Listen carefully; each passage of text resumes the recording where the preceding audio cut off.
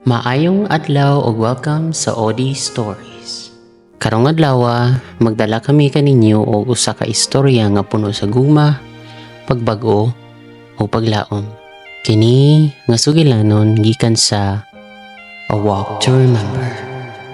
Magpahinumdom ka nato unsa kagamhanan ang gugma ug unsa niini pag-usab sa dagan sa atong kinabuhi. Lingkod lang og relax ug maminaw sa among sugilanon nga magpaabot sa imong kasing-kasing.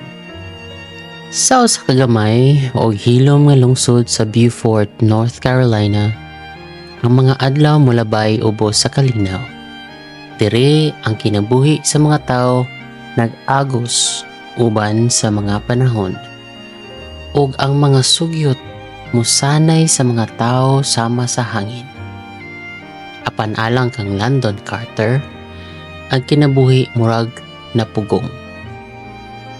Siya usa ka senior sa high school nga walay klarong direksyon o mga ambisyon sa kinabuhi. Ang iyang adlaw puno ra sa mga kalingawan, mga barkada o mga kalihukan nga walay hunahuna sa umaabot. Usa ka adlaw, usa ka insidente nga nahitabo sa iyahang amigo. Usa ka prank nga gipanguluhan ni Landon ang resulta sa kadaot sa usa ka klase. O kinahanglan niyang atubangon ang mga sangputanan. Walay lusot, wala nay laing paagi nga makalikay sa iyang kasalanan. Ang iyang silot, ang pag-apil sa mga extracurricular activities.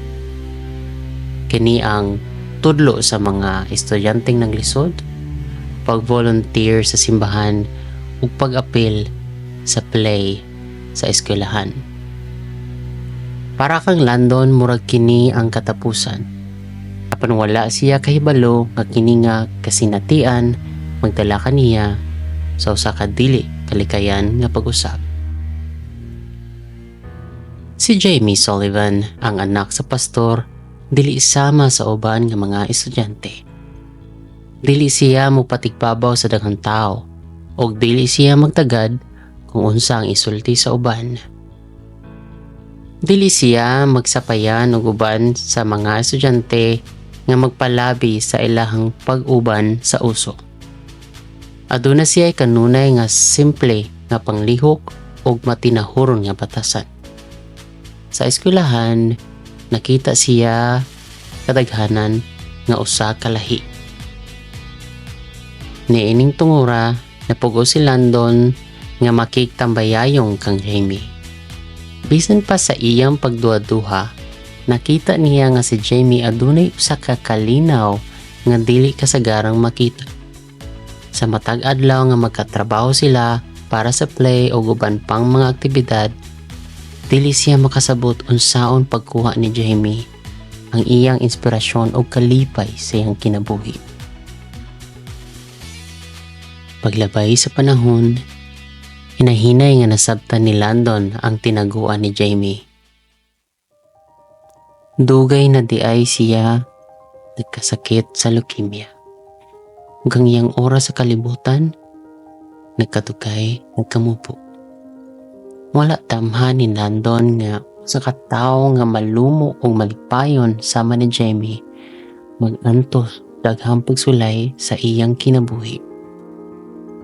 Nahimuot siya o nahibulong kung asa siya makakuha og kusog. Bisan pa man sa iyang sakit, wala mawala ang kaisog o kalinaw ni Jamie. Sa matag adlaw, lipakita niya kang Landon nga ang kinabuhi adunay bili.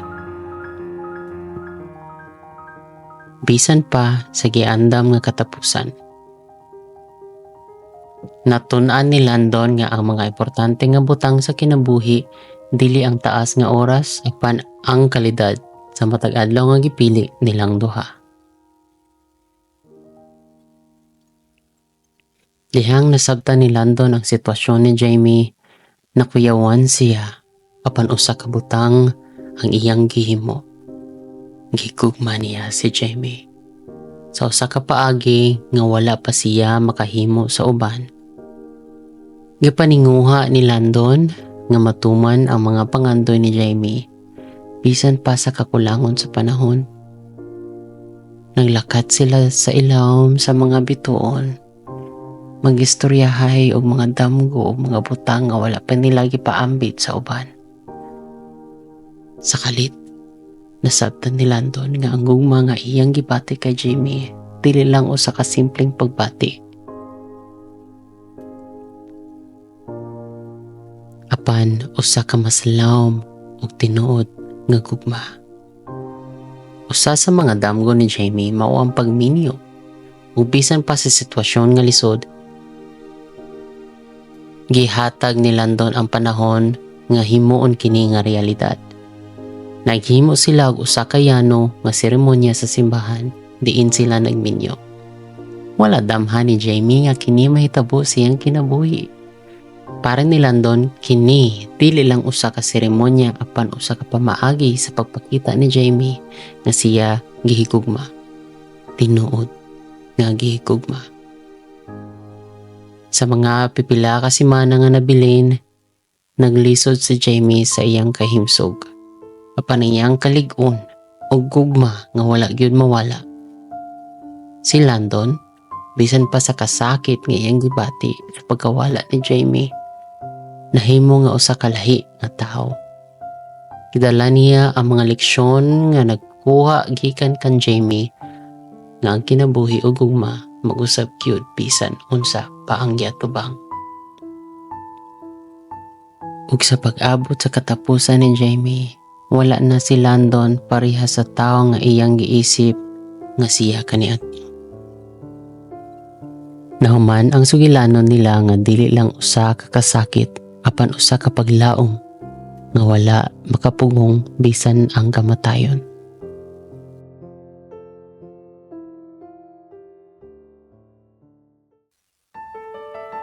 Ang gugma bisan usa lang kahigayon nimo kini makita, magpabilin nga buhi sa imong kasing-kasing hantod sa kahanturan.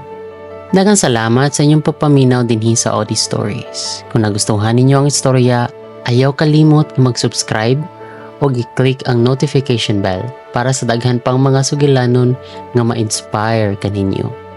Hantod sa sunod, hinumdumi ang matag sugilanon sa gugma talagsaon ug ang imo naghuwat nga masugdan.